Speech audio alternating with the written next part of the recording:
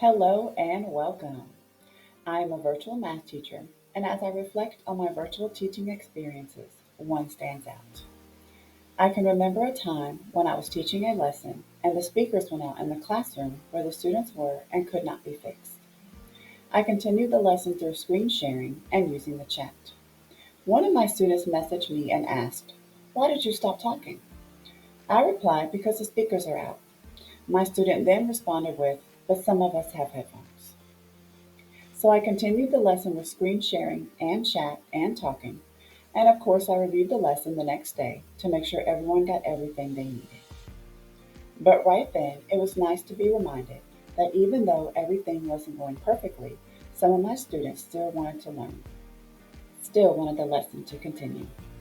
It was nice to know that even though we ran into a situation, learning and engagement was still going on.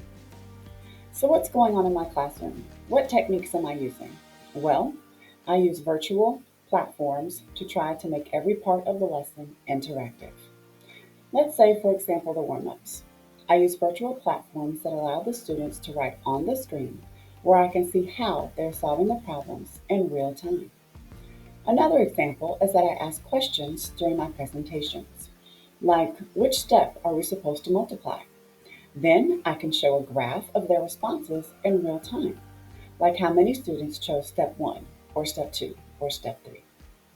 Also, when it's time for practicing and completing their assignments, the students can use virtual manipulatives. Let's say we're learning about area. I put some virtual shapes up so that students can move them around and resize them. I have found that having very interactive lessons helps with engagement.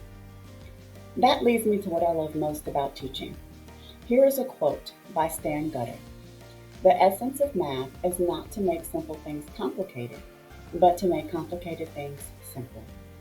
What I love most about teaching is seeing when the students get it, when they take a problem that they thought was hard and solve it. It is a joy to teach students how to problem solve for themselves and to day after day see them learn. Thank you for watching, and I hope that you have enjoyed hearing what I had to say.